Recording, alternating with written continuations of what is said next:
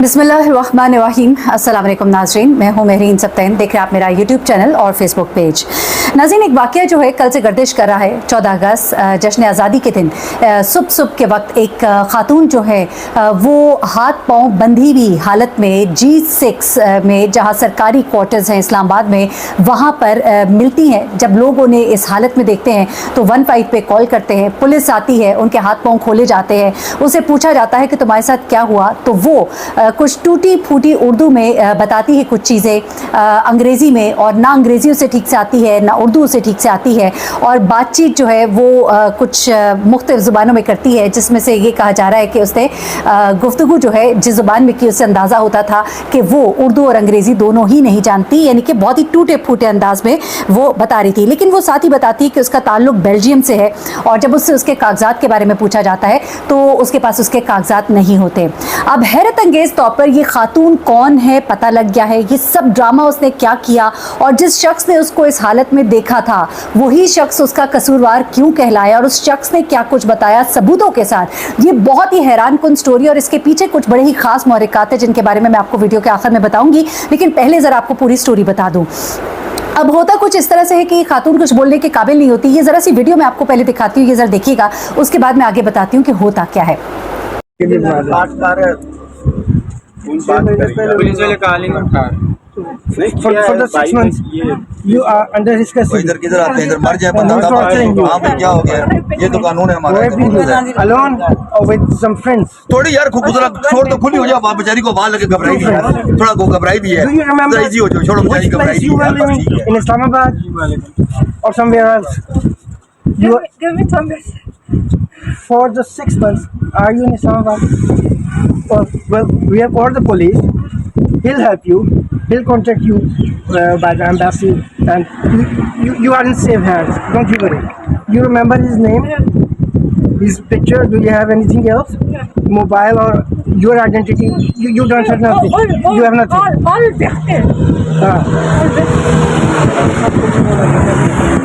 Okay.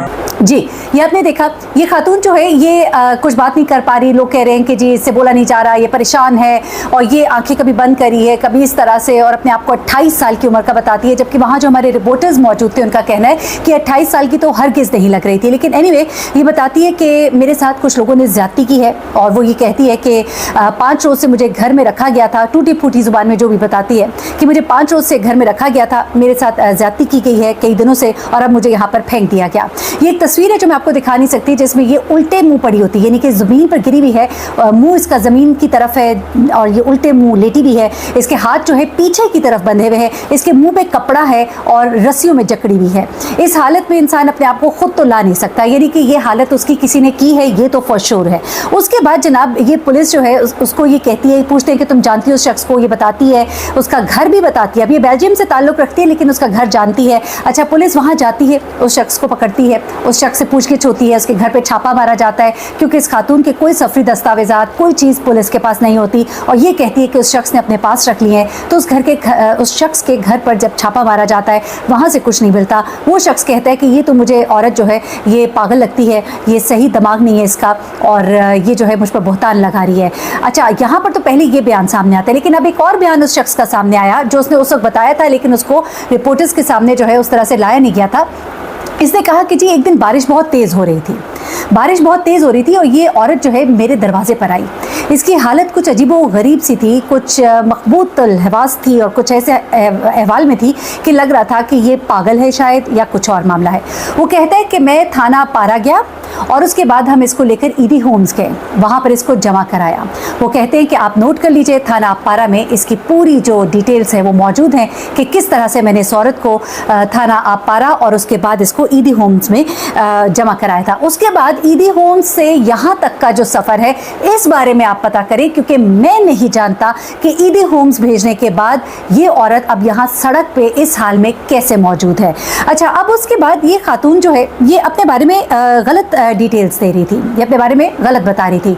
Nadar से इसका record निकालने की कोशिश की गई, क्योंकि ये अपने बारे में यही बता रही थी कि मैं तो गैर मुल्की हूँ और मेरे पास कोई कागजात भी नहीं है। लेकिन फिर इसका नादरा का रिकॉर्ड जो है निकाला गया। जी हाँ, अब तर्जुमान इस्लामाबाद कैपिटल पुलिस है, उन्होंने कहा है कि ये खातून जो है इसका नाम है फरवा कियानी। जी हाँ, इसने अपना नाम जो है कुछ बड़ा अजीब सा नाम था, मुझे अब याद भी नहीं रहा। इसने अपना ये नाम बताया था और इसने कहा था कि मैं बेल्जियम से हूँ, लेकिन अब इसके थंब इम्प्रेशंस लेने के बाद और इसका बायोडाटा निकालने के बाद नादरा से पता लगा कि इस खातून का नाम है फरवा कियानी। ये हरगिज़ गैर मुल्की नहीं है, जबकि ये गैर मुल्की होने का दावा कर रही थी। और मैं इसकी इस वक्त मेरे पास यहाँ पर इसकी कुछ डिटेल्स मौजूद है।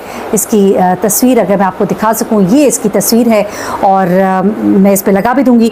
और इसमें यहाँ पर ये खातून जो है, इसका नाम है फरवा कियानी और ये बेटी है सुल्तान फरीद कियानी की और ये रिहायशी है जनाब रावलपिंडी की। मैं पूरा इसका एड्रेस तो नहीं पढ़ूंगी। और ये जनाब असगर माल स्कीम में ये रहती है और रावलपिंडी रोड की रावलपिंडी की ये रिहायशी है। अच्छा, ये इसकी पूरी डिटेल सामने आई। फिर पुलिस जो है इस कुरेद में लगी कि आखिर क्या वजह है कि इसने अपने बारे में ये सब कुछ झूठ बोला, इसे क्यों गलत बयानी की। और उसके बाद उसने इस शख्स को पहचान लिया। देखिए, अगर कोई बंदा ऐसे हाल में है कि पागल है तो वो किसी का घर कैसे पहचान सकता है। उसने उस बंदे का नाम भी लिया कि जी इसका नाम है तमीज़ुद्दीन, ये बंदा जो है इस घर में रहता है।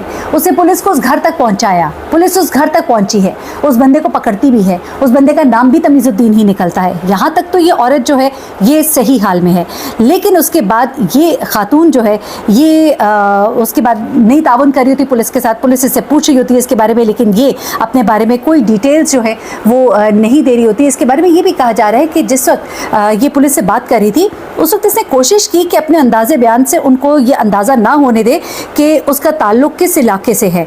लेकिन थोड़ी देर के बाद जब इससे गुफ्तगू की गई तो ये भी पता लग रहा था कि ये जो है ये उर्दू और पोठवारी में बात कर रही थी। जी हाँ, टूटी फूटी उर्दू और पोठवारी में थोड़ा फ्लुएंट बोल रही थी।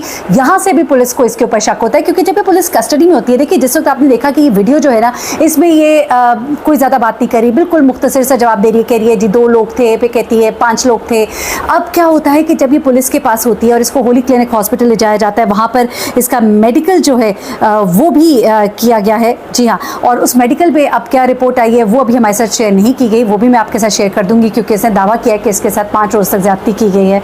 तो अब वो क्या डिटेल्स है वो तो मैं आपके साथ शेयर करूंगी। लेकिन जब पुलिस इससे सवाल जवाब करती है तो वहाँ पर ये उनके साथ रवानी में कुछ जगहों पे पोठवारी में बात करती है, वहाँ से पुलिस को इस पर शक भी होता है। फिर इसका थंब इम्प्रेशन लिया जाता है, नादरा से इसकी डिटेल निकलती है, पता लगता है जनाब ये कहीं से भी फॉरेनर नहीं है। अब इसने दरअसल जो कपड़े पहने थे उस बारे में भी वो शख्स बताता है कि जब ये मेरे घर आई इसके कपड़े फटे पुराने थे, मैंने इसको अपने घर से कपड़े दिए और ये वही कपड़े हैं जो इसने पहने हुए हैं।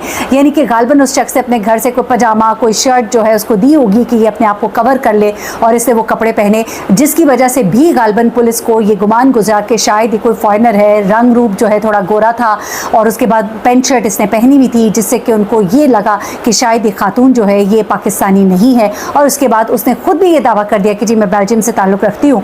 तो इस चीज़ ने उनको ये सोचने पर मजबूर कर दिया कि गैर मुल्की खातून है। एक ऐसे वक्त में 14 अगस्त का वक्त है और आप देखिए कि हमारे मुल्क में ये बहुत मैंने एक चीज़ नोट की है आजकल ख़ास तौर पर, ये बहुत ज़्यादा हो रहा है। बदनाम करने के लिए भी, डिफेम करने के लिए भी इस तरह की चीज़ें हो रही हैं। हो सकता है ये खातून वाक़तन ज़हनी तौर पर कुछ ऐसी हो, लाचार हो, मजबूर हो, लेकिन चीज़ें कुछ ऐसी सामने आ रही हैं रिसेंटली कि पाकिस्तान को डिफेम करने के लिए भी कुछ ऐसे वाक़यात जो हैं वो क्रिएट किए जा रहे हैं ताकि इंटरनेशनली उनको हाईलाइट किया जाए और पाकिस्तान के इमेज को तार तार किया जाए। तो इन चीज़ों से भी हमें होशियार रहना है, लेकिन एट द सेम टाइम इसकी आड़ में किसी और के साथ कोई ज़्यादती ना हो, तो इसका भी ख्याल रखता है। मज़ीद इस खातून के हवाले से जो भी डिटेल्स आएंगी मैं आपके साथ शेयर करूँगी। अपना बहुत ख्याल रखिएगा, दुआ में याद रखिएगा। अल्लाह हाफ़िज़।